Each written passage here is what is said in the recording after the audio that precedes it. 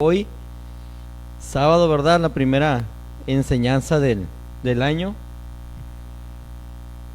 Y vamos a continuar con nuestra serie Encuentros Personales con Dios. Ya vamos en el tema número 12. Tema número 12. Y el tema es lo necesario para el cristiano. Y no se trata de un tema, lo necesario, de lo que necesitamos para vivir, sino un deber. Lo que debemos de hacer como deber, lo necesario, lo que debe hacer un cristiano en su vida, sí o sí. Yo sé que cuando le diga el texto que vamos a estar estudiando, ya va a tener más ideas. Así que vayamos a la palabra de Dios en el Evangelio según Juan, capítulo 3, 30. Tema 12, lo necesario para el cristiano. Dice la palabra de Dios, hablando Juan el Bautista: es necesario que Él crezca, pero que yo mengüe. Oremos, hermanos. Padre Santo y Dios de nuestra salvación, gracias, Dios, por esta palabra que usted nos ha dado, Señor. Gracias porque tú eres bueno, Señor. Señor, yo pongo mi vida en sus manos, Señor. Yo vengo y abandono mi voluntad, Señor, mis fuerzas, Señor. Dejo todo por un lado para que sea usted gobernando mi vida a través de su Espíritu Santo, Señor, hablando a los corazones, a mi corazón primeramente, Señor, como ya habló, y a los corazones de mis amados hermanos, Señor. Prepara corazones, Padre Santo, para que esta palabra a su tiempo dé fruto, Señor, en cada uno de nosotros. Te lo pedimos en el nombre de Jesús y decimos amén. En el Evangelio de Juan, una tal historia de este hombre llamado Juan el Bautista. Un hombre que cuando tuvo su encuentro con Jesús, él fue realmente diferente. Fue diferente en su vida. Antes él predicaba y hablaba de lo que solo había escuchado. No había tenido la oportunidad de tener un encuentro con Jesús, de saber quién era Jesús, de ver presencialmente de quién él hablaba, de quién él predicaba. Y cuando él tuvo el encuentro con Jesús, estuvo gozoso, estuvo feliz de cómo ver por fin cómo se cumplía todo aquello de lo que él predicaba, a lo que él fue mandado. La primera reacción de Juan el Bautista cuando se encontró con Jesús fue reconocerle a él como el Mesías, como el Cordero de Dios, aquel enviado. Y eso lo podemos ver en el Evangelio de Juan capítulo 1. Estamos en la introducción todavía, capítulo 1, del 29 al 31, al 32 vamos a leer. Dice: el siguiente día vio Juan a Jesús que venía a él y dijo: he aquí el Cordero de Dios que quita el pecado del mundo. Este es aquel de quien yo dije: después de mí viene un varón, el cual es antes de mí, porque era primero que yo, y no le conocía, mas para que fuese manifiesto a Israel, por eso vine yo bautizando con agua. También dio Juan testimonio diciendo: vi el Espíritu que descendía del cielo como paloma y permaneció sobre de él. Al momento de Juan tener su encuentro con Jesús, reconoció tres cosas.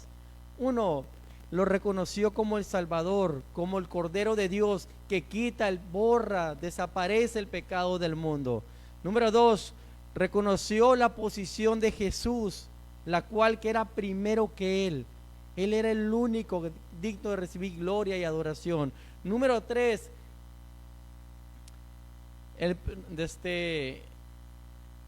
reconoció el propósito y el objetivo de su ministerio, el cual era que Jesús fuera dado a conocer.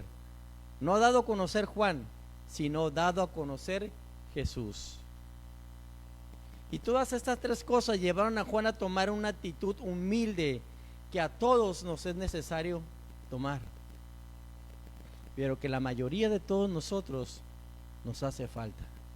Y hoy, con la ayuda de Dios, es mi intención que Dios me guíe, mis hermanos, para poder entender que cada uno de nosotros debemos de morir, debemos de desaparecer. ¿Para qué?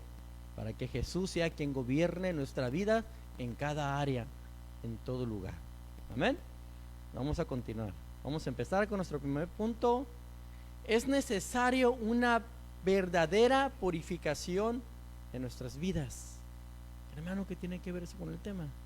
Mire, nuestro Señor Jesús, después de haber tenido esa plática con Nicodemo, donde le explica que Él era el Mesías, que Él debía de morir, resucitar y la gente creer en Él, donde Él explica el amor que Dios tuvo a la humanidad y lo envió a Él a salvar al mundo y que deberían de creer en Él.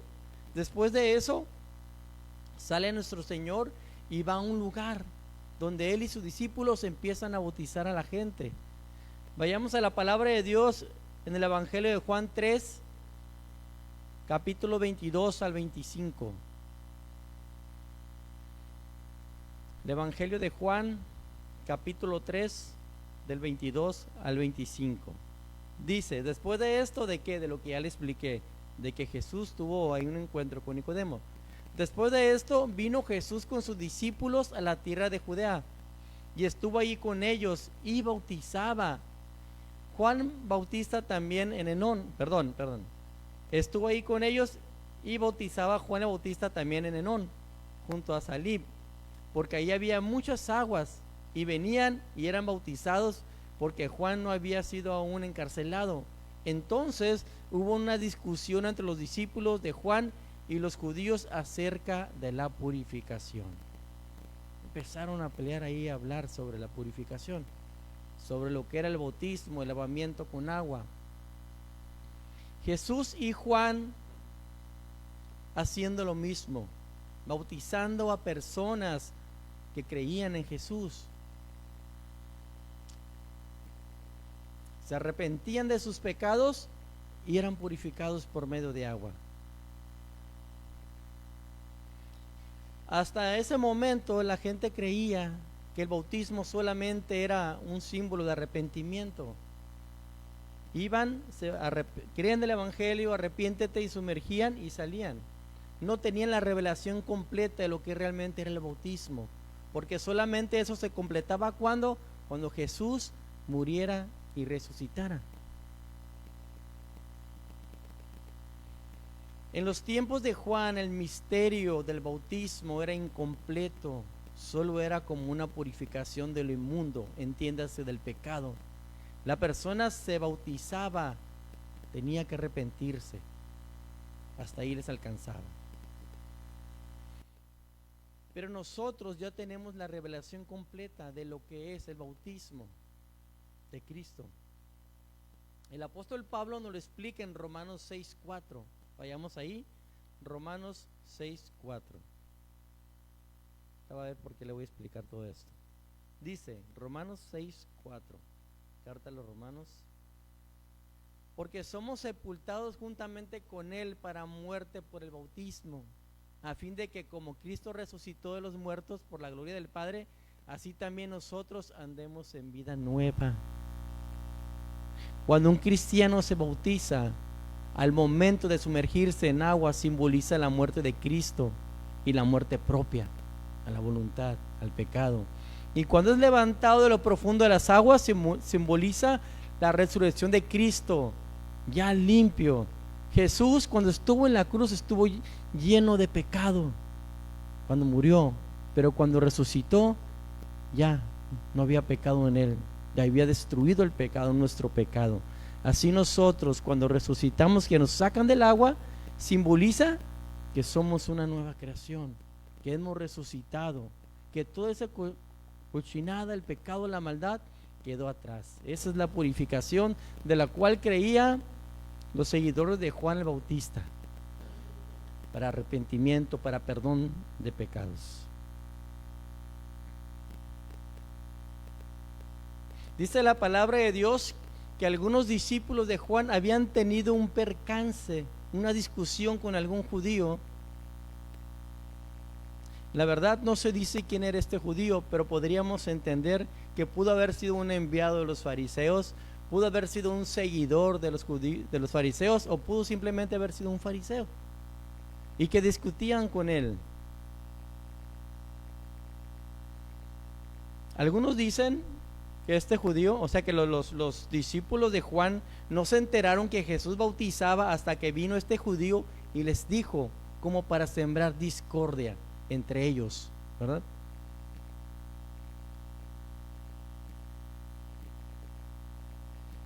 Pero vamos a darle la interpretación, hermanos, de que este era un enviado de los fariseos. Ellos querían una manera de purificación.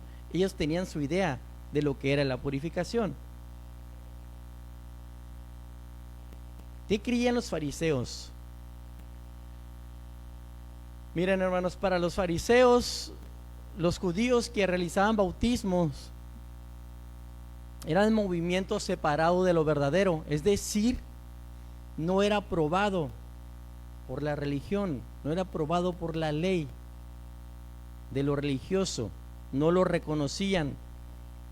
¿Sabía usted que antes los únicos que se bautizaban eran los gentiles? Una persona que se convertía al judaísmo eran los que hacían ese rito de bautismo, simbolizando que dejaban su suciedad atrás cuando eran bautizados. Es decir, un judío no podía bautizar a otro judío, no se tenía que hacer. Nada más, eran gentiles que se convertían al judaísmo. Pero ellos sí se lavaban con agua, se limpiaban de las impurezas. De hecho, hay diversas leyes que hablan de ello. Una de ellas es de los leprosos. Cuando ellos ya habían sido sanos, tenían que lavar sus ropas, rasurar sus pelos, lavarse, limpiarse y ya eran purificados. Ese era un rito de la purificación, lo cual los judíos creían, no el bautismo de Juan.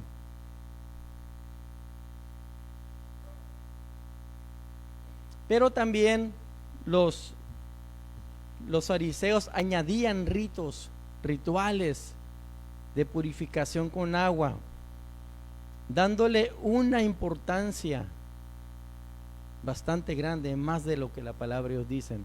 Esas eran enseñanzas post-biblia, es decir, fuera de la Biblia, no venían, ellos fueron quienes la impusieron. Por ejemplo, cuando se encuentra los fariseos con los discípulos de Cristo, donde comen y no se lavan las manos, ellos se enojaron y le dijeron a Jesús, solo anótelo, no vaya ahí, Mateo 15:2, ¿por qué tus discípulos quebrantan la tradición de los ancianos? ¿Por qué no se lavan las manos cuando comen pan? Querían que se purificaran.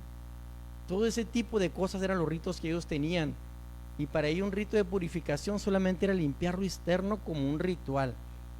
Pero el bautismo de Jesús y Juan iba más allá de eso. Y para nosotros los cristianos que ya creemos, pues va mucho más allá de lo que querían los discípulos de Juan. Mire, los ancianos habían añadido la tradición a los rituales de purificación. Insistían, por ejemplo, en que un judío antes de comer debía hacer pasar sus manos por un detallado ritual de purificación, lavándose no simplemente las manos, sino también los brazos hasta los codos. Y si habían estado en el mercado, debían tomar un baño ceremonial, de modo que los fariseos criticaban a los discípulos por dejar de observar los detalles de los lavamientos prescritos por la tradición judía y los ancianos. Los judíos solamente, o fariseos, miraban como ritual el lavamiento, la purificación, pero Juan y Jesús no. ¿Qué aplicación le podríamos dar esto para nuestras vidas? ¿Sabe que el Hijo de Dios siempre se está purificando? ¿Siempre se está lavando constantemente? Siempre debe de estar dejando el pecado. Y las podemos hacer de dos maneras, hermanos.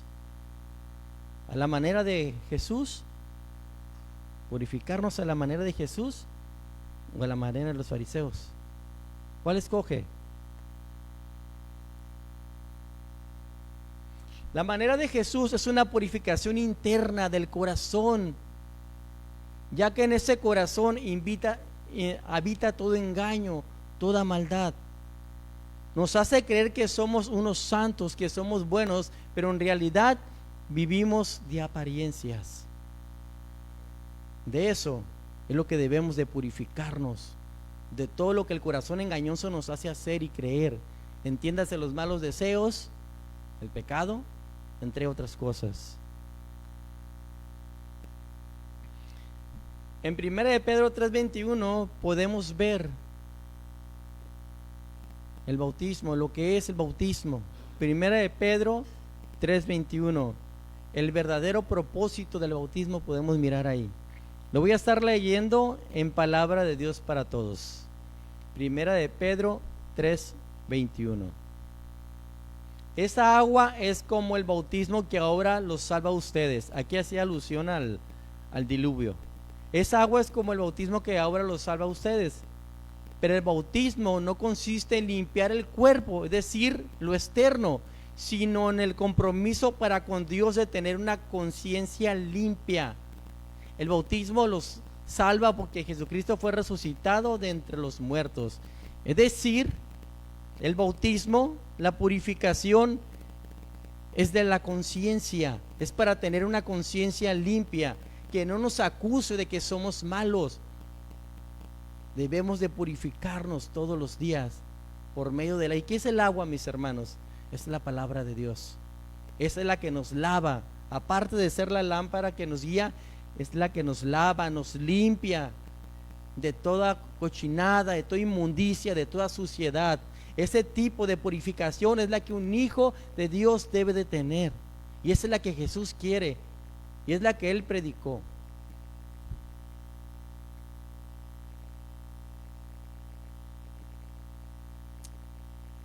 O también podemos tener la purificación que solamente, simbolizando la purificación de los judíos, aquella que solamente era externa, que era en el cuerpo, que aparentaban limpios, pero realmente su corazón era sucio. Muchos cristianos hoy viven en día aparentando estar limpios, solamente ser aparentes delante de los demás. Parecen que flotan como los fariseos, pero en realidad son sepulcros blanqueados. ¿Por qué? Porque de su corazón, de su boca, sale pura muerte, porque no se purifican como deben de purificarse, solamente viven de apariencias. Y ese es el contraste que había entre el bautismo de Jesús y la purificación de los judíos. Uno de corazón y era espiritual y limpiaba la conciencia. El otro de los fariseos solamente era de apariencia. Se miraban limpiecitos, hasta olían bonitos, se miraban guapos pues, pero el corazón sucio, cochino, lleno de inmundicia. Hermano, ¿cómo te purificas? ¿A qué manera te purificas tú? Nos es necesario, mis hermanos, tener un encuentro con Jesús y purificarnos todos los días por medio de la palabra de Dios. Estarnos lavando todos los días cada parte que nos contaminemos, entiéndase, contando nuestros pecados en oración al Señor y pidiendo perdón. Escojamos la purificación verdadera, la del corazón, la del alma, no aquella que nos hace ver bien. Amén. Bueno, toda esta discusión entre los discípulos de Juan y este judío hizo que naciera algo en el corazón de los discípulos de Juan. Quedó sembrada ahí una discordia, algo allí, que motivó a los discípulos ir a acusar a Jesús, se podría decir, muchos así lo entienden, y decirle a Juan el Bautista que había otro que estaba ya bautizando. Pero Juan, en una actitud de humildad, enseña lo que a todos nosotros nos hace falta. Y ese es el nombre de nuestro segundo punto: lo necesario que nos hace falta, lo que debemos de hacer. Mira, ahora vayamos a leer el 26 de Juan 3, del Evangelio de Juan 3, versos 26 en adelante.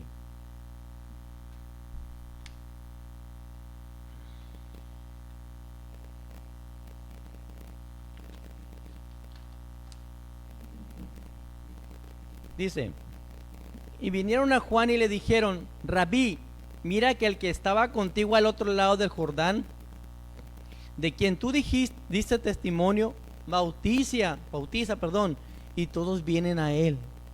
Respondió Juan y dijo, no puede el hombre recibir nada si no le fuere dado del cielo.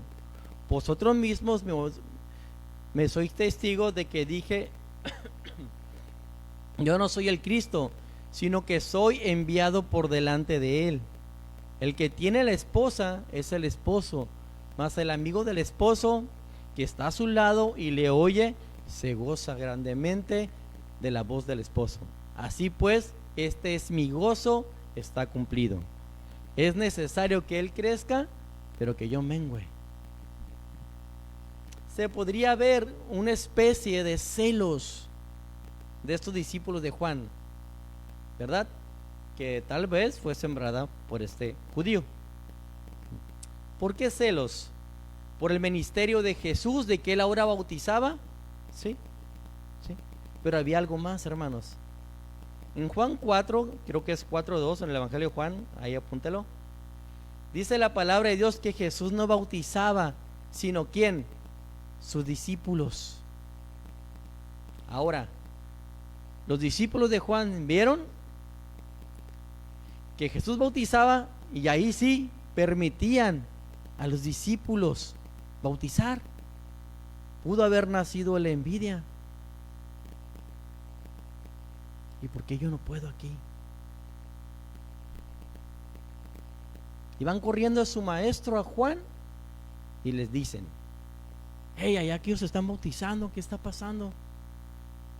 Pero entiéndase que había un corazón lleno de celos, más que de preocupación porque alguien se levantara allá que no fuera Juan. Estaban celosos porque alguien sembró discordia en sus vidas. ¿Sabe? Y hoy en día entre el pueblo de Dios siguen existiendo celos. Hoy hay denominaciones cristianas que dicen ser las verdaderas. Hay iglesias que dicen que son de sana doctrina y que son las únicas. De hecho, hay nombres, hay iglesias que creen que solamente ellos son y que fuera de ellos hay perdición en las demás iglesias.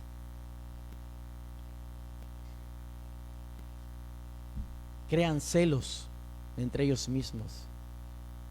Entre los propios hijos de Dios crean celos. Se enojan cuando ven que de repente uno entre ellos crece, porque es el don que Dios le dio, pero el otro solamente barre.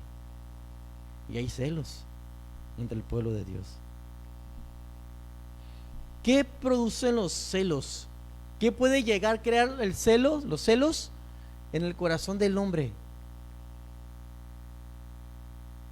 Miren, puede producir cólera, daño, indignación, ofensa. Asimismo, el comportamiento ansioso suele ser la consecuencia más frecuente del comportamiento celoso. Y cuando uno anda ansioso, no puede pensar, decide mal, hace cosas terribles. Por ejemplo, un marido que cree que su esposa lo engaña y va y mata al que cree que es el que estaba con la mujer.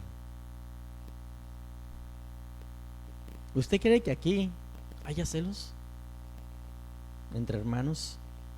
¿Usted cree que en otras iglesias haya celos? Déjeme le cuento una historia. Allá en la iglesia donde yo nací, no es para acusar ni mucho menos, simplemente entra aquí al caso como ilustración. Cuando yo estuve en aquella iglesia, había una persona que era bien acomedida. Esa persona era el encargado de limpiar, era el encargado de tener todo limpio. La verdad, a mí me caía bien. Se miraba alguien alegre y muy servicial. Pero llega el tiempo en que nosotros nos reuníamos ahí con los varones y surgieron hombres, hermanos, que estaban creciendo, se estaban llenando de sabiduría, de conocimiento, y algunos empezaron a predicar. ¿Y sabe qué? A esta persona no le gustó. No le gustaba que crecieran más que él. Algunos hermanos apuntaban para liderazgo, ser líderes encargados de algún ministerio. ¿Qué cree que pasó con este varón? Se llenó de celos. Además, él era vanaglorioso. Me acuerdo que contaba, ¿sabes qué? Ya hasta perdí la cuenta de a cuántas personas le he hablado y las he salvado. Así contaba, así decía la verdad. Para no hacerles tan largo el asunto, cuando miré que los demás hermanos crecían y unos ya predicaban allí, él empezó a sembrar discordia y hablaba con el pastor y decía: hay cosas en los varones que yo veo que no están bien. Total, tuvo fruto esa discordia, hubo separación, salimos varias familias.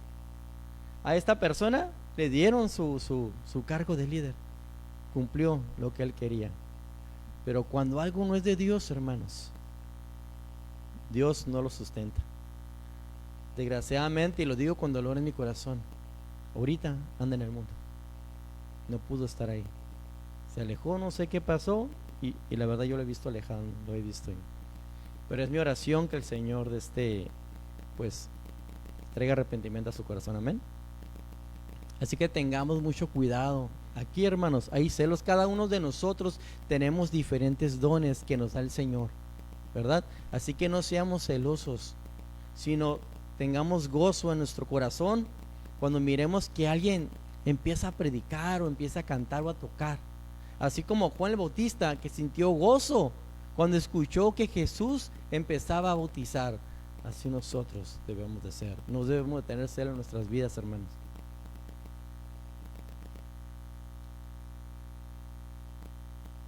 Y mire, y cuando el Señor ponga a alguien en un lugar como pastor, seamos humildes, o que lo ponga como servidor, como sea, seamos humildes y reconozcamos que Dios lo permitió o lo puso.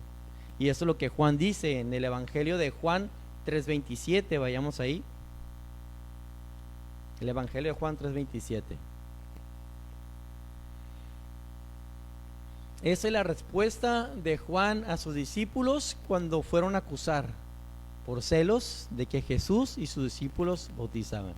Él dice: respondió Juan y dijo: no puede el hombre recibir nada si no le fuere dado del cielo. Ahí está. Si tú miras a un hermano levantarse, hermano, y predicar, no sientas celos.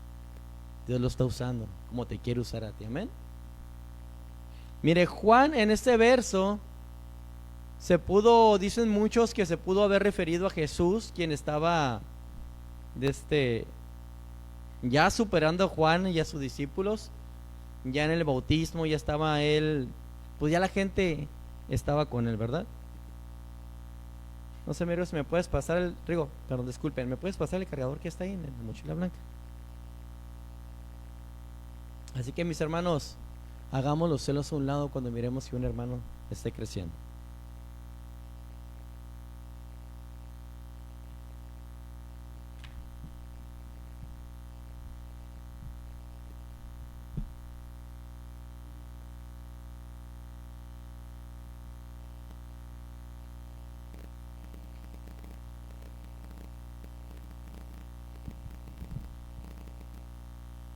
Es necesario, mis hermanos, reconocer que somos servidores de Cristo y no que somos Cristo nosotros. Y eso fue lo que dijo Juan en el Evangelio de Juan 3:28 y 29. Juan 3:28 y 29. Dice: vosotros mismos me sois testigo de que dije: yo no soy el Cristo, sino que soy enviado delante de él.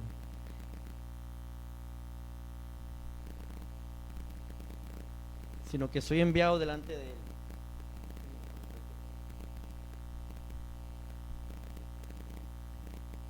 Ahí está, hermano, gracias. Sino que soy enviado delante de él. El que tiene la esposa es el esposo, mas el amigo del esposo que está a su lado y le oye, se goza grandemente de la voz del esposo, Así pues, este es mi gozo, está cumplido. Juan siempre decía, yo no soy el Cristo, yo no soy el principal, yo no tengo la autoridad. Él es el Padre de las luces, Él es el que tiene que salir adelante. Así nosotros no somos los importantes. Si un hermano predica, si un hermano limpia, Él no es el importante, es Jesús quien lo permite, es Jesús quien lo tiene ahí.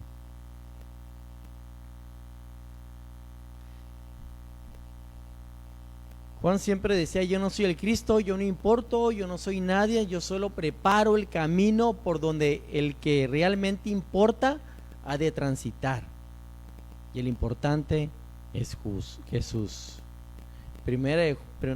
Juan capítulo 1, 29 al 32. El Evangelio de Juan 1, del 29 al 32. Ahí está claramente la intención de Juan el Bautista. Lo que les dijo a sus discípulos, que él no era el Cristo. Dice, el siguiente día vio Juan a Jesús que venía a él y dijo, he aquí el Cordero de Dios que quita el pecado del mundo. Este es aquel de quien yo dije, después de mí viene un varón, el cual es antes de mí, porque era primero que yo, y yo no le conocía más para que fuese manifiesto a Israel. Por eso vine yo bautizando con agua. También dio Juan testimonio diciendo, vi al Espíritu que descendía del cielo como paloma y permaneció sobre él. La profecía cumpliéndose.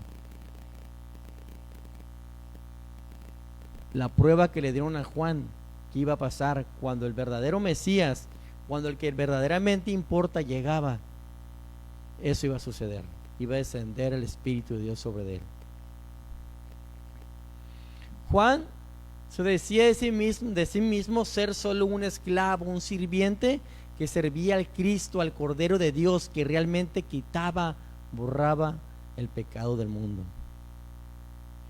Alguien dijo esto sobre Juan el Bautista y me pareció muy interesante. Miren, en otras palabras, Juan dijo que él era el heraldo anunciado, él era la voz, e Israel era el desierto, debido a sus pecados y a su apartamiento de Dios. El pueblo se había vuelto seco y yermo, como un desierto. Juan se refirió a sí mismo simplemente como una voz. No se presentó como un gran hombre que había de ser encominado y admirado, sino simplemente como un siervo, no para ser visto, sino solo para ser oído. Escuche, Juan era la voz, pero Cristo era el verbo, la palabra. La palabra necesita de una voz para darse a conocer, y la voz carece de valor sin una palabra. La palabra es de valor infinitamente mayor a la voz, pero puede ser también nuestro privilegio ser una voz para Él. Decir, Jesús es el que importa, Él es el verbo.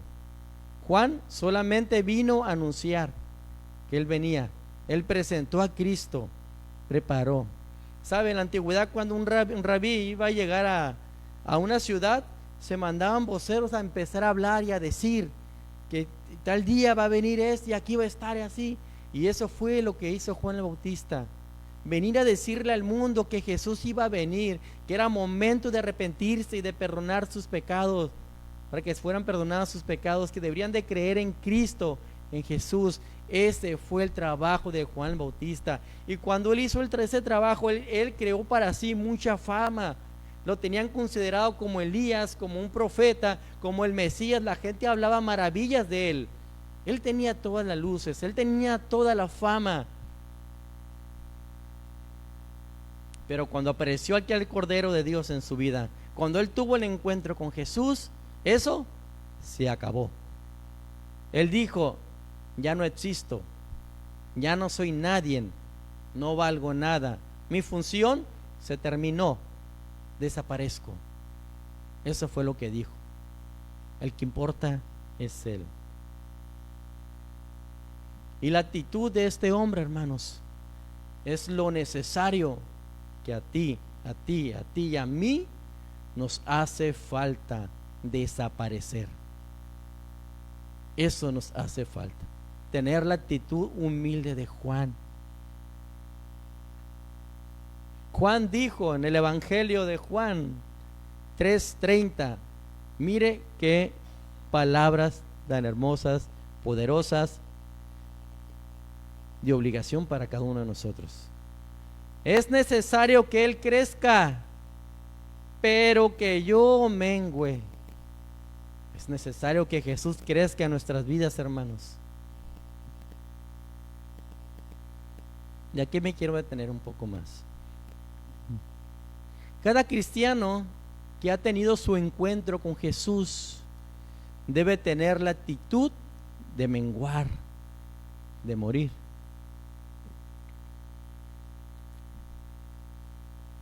Cuando Juan miró a Jesús, entendió que era el final de su momento,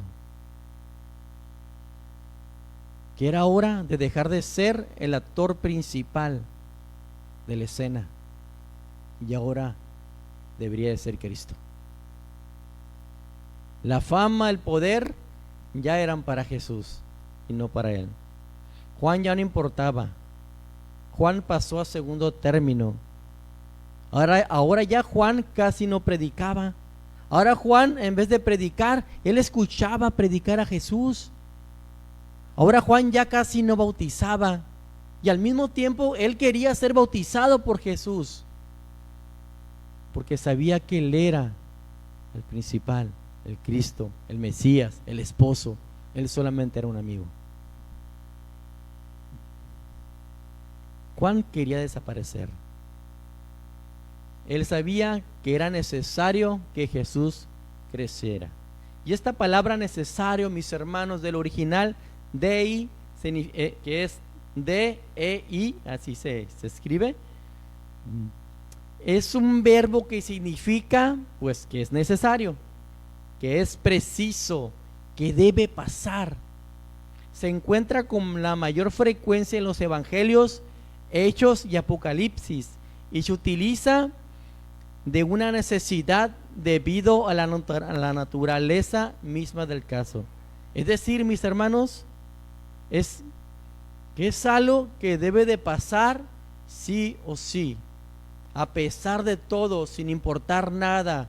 Ya está destinado a que suceda, que así debe de ser. Eso era la palabra del original, que así tenía que pasar, que era una obligación, que no podía haber sido de otra manera. Eso fue lo que dijo Juan el Bautista. Es necesario que Él crezca. No hay otra posibilidad, no cabe otra. Es necesario que Él crezca, dijo Juan. Y la palabra crezca, hermanos, del original, ausano con X, A-U-X-A-N-O, significa crecer o aumentar del crecimiento de aquello que vive en lo natural o espiritualmente. En este caso, Jesús debía de crecer en lo natural, en cuanto la gente lo tenía que ver, tenía que estar ahí, tenía que moverse, tenía que hablar. Y en lo espiritual, en los milagros, en la predicación que cambiaba almas, vidas, cuando Él daba la vista a los ciegos, cuando Él levantaba muertos, su fama tenía que crecer. El poder de Cristo se tenía que manifestar a todos los judíos. Por eso era necesario que Él creciera.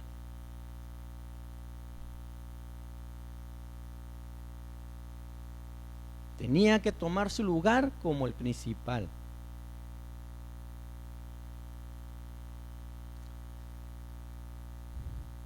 Pero Él sabía que para que Jesús creciera, ¿qué tenía que pasar? El menguar. Pareciera estar condicionado, ¿verdad? Aunque no lo es, pero pareciera. Para que Jesús creciera, Él tenía que menguar, desaparecer. Y esta palabra menguar del original significa hacer menor o inferior en calidad, en posición o dignidad. Menor valor. no importar.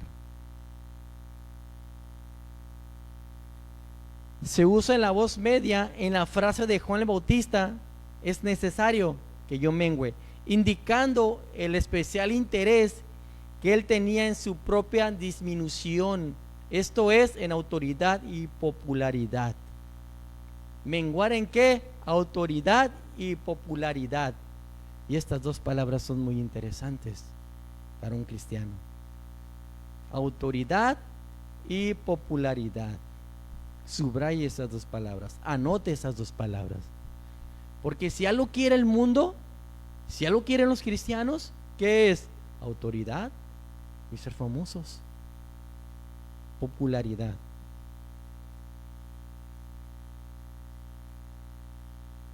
Cuando alguien tiene autoridad, tiene el poder de decidir conforme a su voluntad, conforme mejor a él le convenga.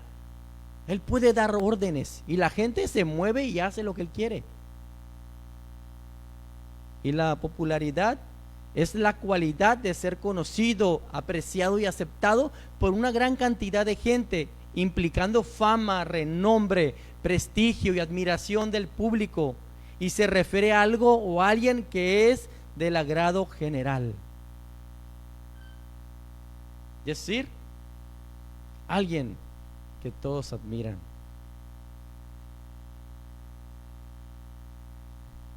¿Y sabe qué? Menguar esas dos cosas es lo que a usted y a mí nos es necesario hacer. Menguar en popularidad y menguar en autoridad. ¿Por qué? Porque yo me creo dueño de mi vida, yo hago lo que quiero. Yo te amo, Señor, pero yo decido. Yo te amo, Señor, pero yo sé lo que es mejor para mí.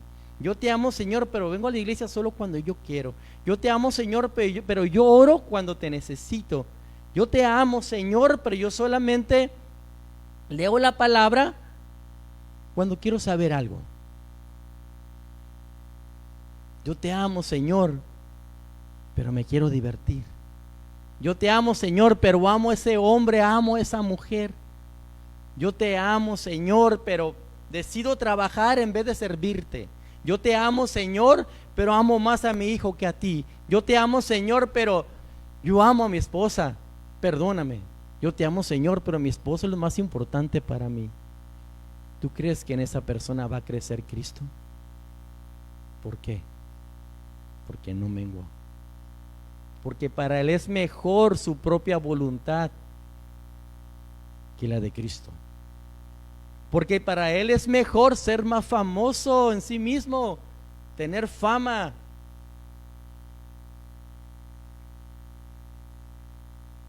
Y Cristo, allá chiquito, sí llegó a nuestras vidas, pero nunca creció.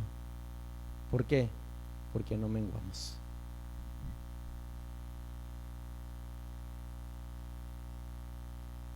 Todos queremos tener el control de nuestras vidas. Sí, muchos aceptamos y creímos a Jesús, fuimos salvados de nuestros pecados, ¿verdad? Pero ahí se quedó chiquito Cristo, nunca creció, o no ha crecido aún. Le reconoces como Rey, le conocemos como Señor, como Salvador, pero seguimos haciendo, ahora sí, como dicen por ahí, nuestra garadena voluntad, lo que cada uno desea, y yo me incluyo, hermanos. Esta palabra me dolió, porque a veces pensamos que las cosas que hacemos son buenas, pero Jesús dice no, no lo hagas, y nunca crece el Señor. Y eso es lo necesario que nos hace falta, hermanos, dejar que Cristo crezca en nuestras vidas, que sea el número uno y nosotros menguar. Confesaré que puse este título a este punto, mis hermanos, lo necesario que nos hace falta, recordando la enseñanza pasada del pasaje. ¿Recuerda del joven rico? Cuando se llamó el tema, cuando Dios te pide lo que más amas, ¿se acuerdan? Cuando le dijo, una cosa te hace falta, ¿se acuerdan? ¿Acaso Jesús necesitaba el dinero de ese rico? ¿Acaso Jesús quería que la pobreza desapareciera en ese momento? No. Tal vez Si hubiese accedido el joven rico, Jesús le hubiera dejado su dinero y lo hubiera hecho más rico como a Salomón. ¿Sabe qué le hacía falta a este joven rico? No era dar su dinero. Era la actitud humilde de Juan, menguar, para que Jesús creciera en su vida. Jesús sabía que toda su riqueza le impedirían crecer. No podía tener dos dioses en su vida. Tenía que desaparecer o Jesús o la codicia de su corazón. Una cosa le hacía falta: tener la actitud de Juan. Una cosa le hacía falta: menguar, para que Cristo creciera en su vida. Una cosa te hace falta: menguar, para que Cristo crezca en tu vida, hermano. Nos decimos servidores, hermanos, nos decimos predicadores, y llegamos barridos a la iglesia por la situación que sea. Decimos que Jesús es nuestro Señor, hermanos, y le condicionamos nuestra puntualidad. Decimos que Jesús es nuestro Rey y venimos cuando queremos. No ha crecido Cristo en nosotros. No le hemos dado el primer lugar a Cristo. Como decía, a veces, hermanos, salimos de aquí un domingo y lo más seguro que tenemos en la mente es que vamos a estar aquí el sábado antes de las 5:30. ¿Y sabe qué? Aún así fallamos. ¿Por qué? Porque Cristo no ha crecido en tu corazón. Porque sigue habiendo dioses, ídolos en nuestros corazones que nos impiden darle el primer lugar a Cristo. Y me incluyo en esto, hermanos.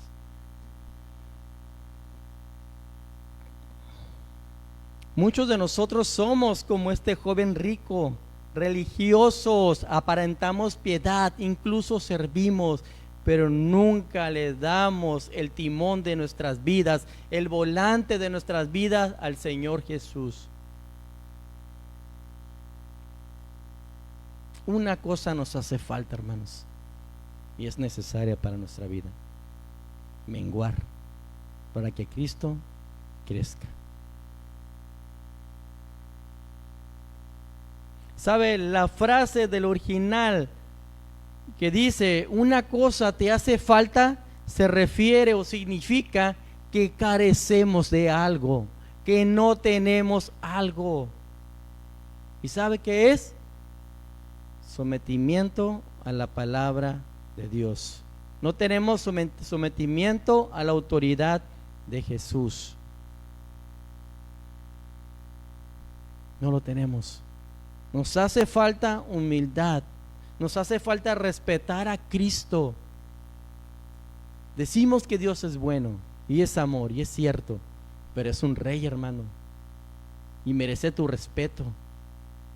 Merece mi respeto, merece tu obediencia, merece mi obediencia. Pero no, decidimos ser reyes de nuestras vidas nosotros mismos. Así somos tú y yo, hermanos. Carecemos de algo.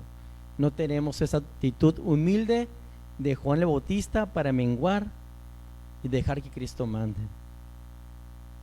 ¿Sabe? En la palabra de Dios hay un ejemplo muy interesante de una persona que se hizo cristiano, pero ¿sabe qué? Le entregó el timón de su vida a Cristo.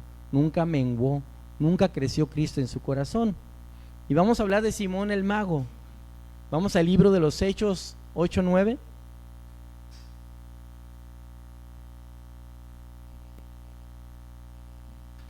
Hechos 8:9 en adelante.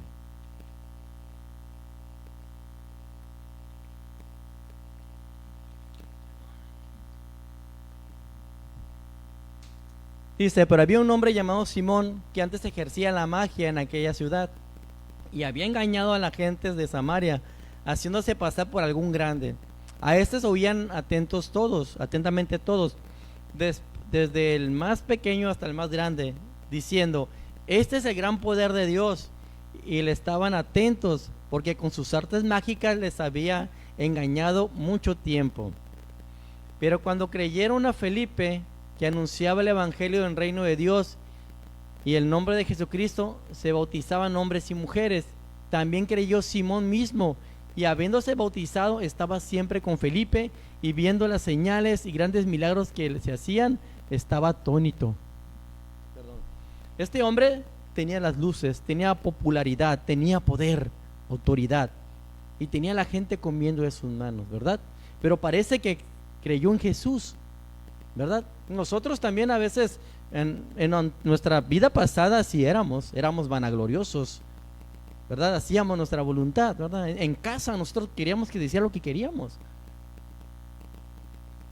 aunque nos equivocáramos, todo era nuestra conveniencia.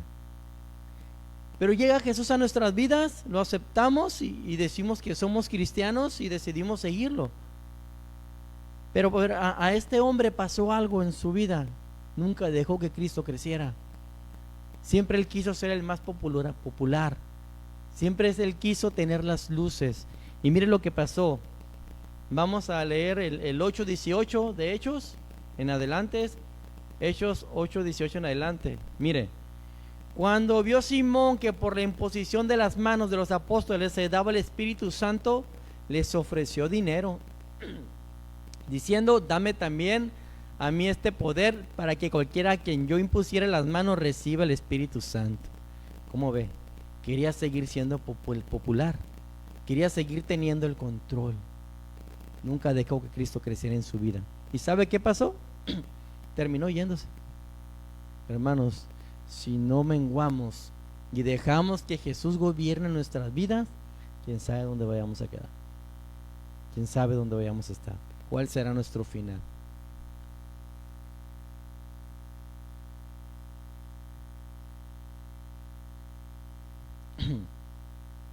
Hermanos, ¿qué hacer para que Jesús crezca? Ya vamos a estar terminando, ya este punto es más corto. ¿Qué vamos a hacer? ¿Qué podemos hacer para que Jesús crezca? Nos es necesario menguar, desaparecer, entregar la voluntad. Como un condenado a muerte no tiene derecho, no sabe a dónde va, simplemente obedece. Eso es lo que vamos a hacer, aunque duela. Y algunos éramos orgullosos y no nos gustaran que nos mandaran, pero ¿sabes qué? Aquí se trata de obedecer a Jesús, de menguar. Punto número 3. Es necesario que Jesús esté sobre nosotros, hablando en autoridad. Es necesario, mis hermanos. Para terminar más rápido, únicamente quiero hablar sobre Juan 3:31. Lo demás usted lo lee en su casa. Solamente voy a hablar de este verso. El Evangelio de Juan 3:31. Escuche qué verso y entiéndalo. El que de arriba viene es sobre todos. El que es de la tierra es terrenal y cosas terrenales habla. El que viene del cielo es sobre todos. ¿Quién viene del cielo? Dígalo, hermano. Jesús vino del cielo y es sobre todos. ¿Usted está incluido en ese todo? ¿Yo estoy incluido? ¿No? Sí, mis hermanos. Jesús es sobre nosotros. Él tiene la autoridad en nuestras vidas. Nosotros solamente debemos de obedecer, cumplir la voluntad de Dios en nuestras vidas. Porque ¿sabe? Creyendo nosotros que las cosas son buenas, cuando hacemos nuestra voluntad estamos bien equivocados. Dios nos dice que Él tiene pensamientos para nuestra vida de bien y que esa es su voluntad, que nos vaya bien a todos. Pero como a veces en esa voluntad hay aflicciones, sale de lo terrenal que hay en nosotros y nos empezamos a quejar, nos empezamos a alejar. ¿Por qué? Porque no nos queremos someter a la voluntad de Dios, queremos someternos a nuestra voluntad, porque nuestra voluntad aparentemente no va a haber aflicción. No, ya no quiero estar con mi esposo, con mi esposa, es una bruja, es un brujo. No, Señor, yo creo que te equivocaste en esto, yo me voy, busco otra. Tengo necesidades. No, la voluntad de Dios, ¿cuál es, hermanos? Permanece en ese lugar. Los hombres, cuando vamos manejando solos, la voluntad de Dios para tu vida es: saca el ojo, aleja el ojo, tíralo, Ay, Señor, la vista es muy natural, Señor, exageras. ¿Y sabe por qué pasan esto? Nosotros miramos las cosas de una manera terrenal cuando pasamos por aflicciones también.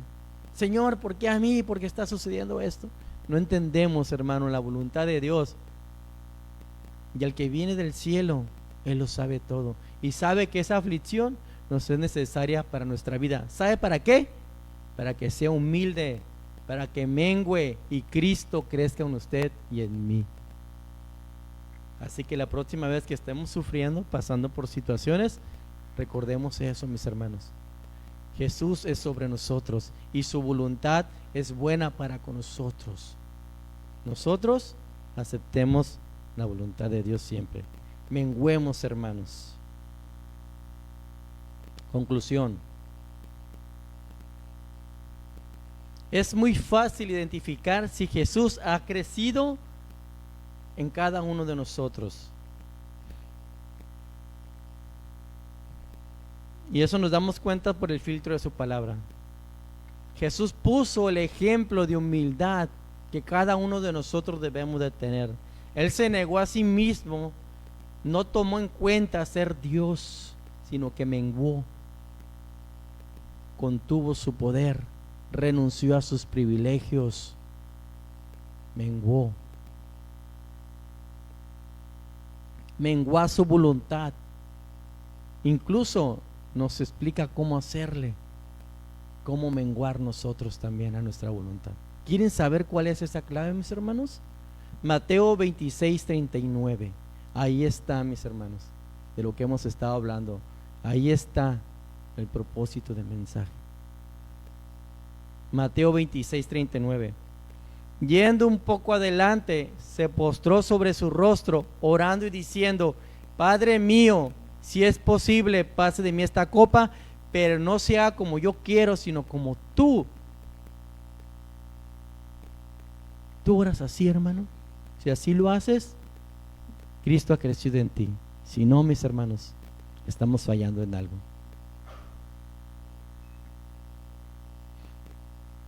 Tengamos en cuenta que una cosa nos hace falta, y esa es ser humilde, reconocer a Jesús como nuestro Señor. Vivamos, hermanos, haciendo que Cristo crezca cada vez más en nuestra vida por medio de nuestras acciones, siguiendo el ejemplo de Jesús todos los días de nuestra vida, en nuestros trabajos, en tu casa, con tu esposa, con tus hijos. Siempre dejemos que Cristo crezca en cada situación que estemos pasando, aunque nos ofendan, aunque nos corran del trabajo, aunque te corra tu mujer. Siempre dejemos que Cristo salga en cada situación. Amén. Yo voy a pedir que te pongas sobre tus pies y hagamos una oración.